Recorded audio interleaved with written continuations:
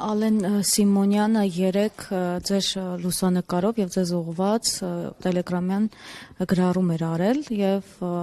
ասում էր, որ կհիշեք իրեն։ Սա որպես սպառնալիք եք ընդունել, չնայած գրառման հանդես եք եկել, բայց այնուամենայնիվ ինչ կարող է ձեզ անել Ալեն Սիմոնյանը։ Շատ բան ավելացնելու չունեմ գրառումում, որ արվել էր, դե ուղիղ սպառնալիք էր, բայց Ալեն Սիմոնյանը իրեն պահել է Ալեն Սիմոնյանի պես,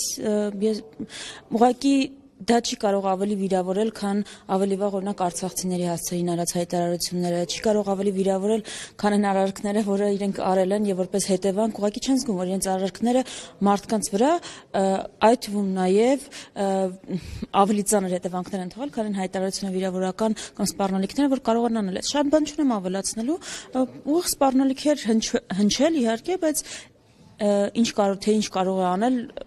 Հայաստանին վնաս տալուց բացի ավելի ծանր բան, շարունակել վնաս տալուց չեմ պատկերացնում, չգիտեմ, եթե ինքը որևէ ավելացնելու կամ մեկնաբանելու բան ունի, կարող է ազատորեն ասել, ուզում ուղղակի ասել, որ արդեն 5-րդ տարին է իրականում ինչ կարողանում անում են ու այստեղ բացառայկության սինդրոմ չկա, իմ մասին չէ խոսքը, միայն նկատնում եմ ընդդիմադիր Հայաստանում ունեցողների նկատմամբ եւ Հայաստանի Հանրապետության տասնյակ հազարավոր քաղաքացիների նկատմամբ։ Հիմա եթե սպառնալիքը այն է, որ շարունակելու են ավելի մեծ ուժեղ թափով դա իրականացնել, հավատում եմ դրան, բայց մեր պարտականությունն էլ այդ ամեն ինչին դիմագրավել է, այս փուլը հաղթահարելն է, ավելի կենտրոնացած ենք դրա վրա։ Այս փուլում մենք տեսնում ենք, փորձում են բախումներ նաև ըստ էության հրահրվել Արցախի ժողովրդի եւ այստեղ ապրող քաղաքացիների միջև իրենց հայտարարություններով եւ Արցախի ժողովրդի հասցեին եւ իշխանությունների հասցեին քննադատությունները այս իշխանությունների կողմից չեն դադարում եւ վերջին հայտարարությունները զոր օրինակ Ալեն Սիմոնյանի հայտարարությունը, Խաչատուր Սուքիասյանի հայտարարությունը Նախ իսկապես պետք չի շփոթել Հայաստանում հակաարցախյան արշավ չի, Հայաստանում հակահայկական արշավ է, դրա մասն է հակաարցախյան արշավը։ Հայաստանում թիրախավորվում է ցանկացած բան, որը հայկական է, հայկական շահեր է սպասարկում կամ հայկական ինքնություն ու էություն ունի։ Մասիսարը արցախցի չի։ Բայց մենք հա թիրախավորվում է։ Այսինքն ցանկաց հայ առաքելական եկեղեցին, գերիները Բաքվի բանտում պահվող, կուսակցությունները ազգային, ուզում ասեմ, այս բաժանարար գծերի հիմքը մենակ Արցախը չի, ավելի լայն է ու ընկած այստեղ բաժանիր որ տիրես պարակտման են քաղաքականությունը, որ մենք 18-ից տեսել ենք սևերն ու սպիտակները, հեղափոխականները եւ հակահեղափոխականները։ Հիմա Արցախահայերի դեմ հատուկ կազմակերպված ատելության քարոզ կա, դա պետական մակարդակով է հովանավորում, որտեղից ենք տեսնում, որտեղ իշխող ուժի падգամավորներն են այդ խոսույթը տարածում, իշխող ուժի լրատվականները պաշտոնական էթնիկ զտման օրերին, այստեղ ենք մենք տեսնում, որ դա ունի պետական հովանավորություն, բայց ես ուզում եմ այստեղ հստակ լինի, սա այն է, ինչ ուզում է Ադրբեջանը, սա ներհայաստանյան օրակարգ չի, սա ադրբեջանական օրակարգ է, ու սա տեղավորվում է մեկ Իլհամ Ալիևի հրապարակած պահանջների մեջ, մեկ Նիկոլ Փաշինյանի հաստատած իրական Հայաստանի այդ կոնցեպտի մեջ, որը ոչ ավել ոչ պակաս արևմտյան Ադրբեջանի ռեբրենդինգն է։ Այս է Հայաստանում տեղ ունենում, պարակտել որտեղ կարող են եւ Արցախը այդտեղ կարևոր կետ է, որովհետեւ նախ Արցախը եղել է մեր միավորման առանցքը, միավորման ու հաղթանակի հիմքում ընկած եղել այդ միավորումը։ Հիմա պիտի պարակտեմ, որպեսզի հաղթանակները խլեն։ Ես ուզում եմ ուղղակի մեր ցանկացած հայրենակից, ով էս որևէ այդպիսի տեղեկություն է լսում համ Արցախահայերի կամ ցանկացած իր հայրենակցին թիրախավորում, մի հատ հարցնի, այդ տեղեկությունը որտեղից է ինքը լսում։ Կարող է որ անհայտ կայքից է լսում, անհատ օկտատերից է լսում, եւ հարցնի ում է պետք այս քարոզությունը։ Կհասկանա, որ թշնամուն է պետք եւ կհասկանա, որ այդ իրեն հասնող տեղեկությունները ուղղակի հիմք ու ապացույց չունեն։ Որ մեկը ուզում եք վերցրեք տարածվածքներից եւ երկրորդը, դուք եթե նկատեք իրավիճակը մի քիչ Սյունիքում է սրվում, արդեն սկսում են նույնը բովանդակ արտահայտությունը կապանցիների հասցեին եւ այլն։ Ուզում եմ ասեմ, տպավորությունը, որ մենք արցախցիները մեր խնդիրն են, Արցախահայերն է հարցը, Արցախի հարցը փակենք խաղաղ կապրենք, դա միայն մտայնությունն է, որը ուզում է, որ մենք Ադրբեջանում ունենանք եւ ներկայ իշխանությունները այդ քարոզը տանում են։ Արցախը հարցը փակելով, Արցախահայերին այստեղ բնակության համար ավելի վատ պայմաններ ստեղծելով միայն տուժելու է Հայաստանի Հանրապետությունը։ Այսօր նաեւ ակցիա էր Արցախի ներկայացուցչության դիմաց, սա պատահական է համարում, որ հենց այս օրերին, երբ որ այսպիսի լարված խոսույթ է Արցախի շուրջ, Արցախի ժողովրդի շուրջ, նաեւ Արցախի նախագահն է թիրախավորվում։ Ոչ միայն պատահական չեմ համարում, գիտեմ, որ հստակ կազմակերպված է, ցավոք սրտի այս ատելության քարոզի մաս են դառնում նաև արցախյան որոշ անհատներ, եւ դուք կտեսնեք ուղղակի ոնց է այս ակցիան օրինակ այսօրվա օգտագործելու իշխանական քարոզչական կայքերից սկսած մինչև ելույթներում, ընդհուպ միջև։ Ես հարցնում եմ, որևէ բան անելուց առաջ, եթե մենք պարզապես ինքներս մեզ հարցնենք, ում է սա պետք, ում են ինչով եւ ինչին ենք նպաստելու սա անելով, ամեն ինչ պարզ կդառնա։ Կպարզ կդառնա, որ հիմա Հայաստանի Հանրապետությունում, Երևանում Արցախի ներկայացության դարպասները ջարդելը Ադրբեջանին է պետք։ Պարզ կդառնա, որ հիմա թիրախավորելը շատ խոցելի, առանց այդ էլ բազմաթիվ խնդիրներ ունեցող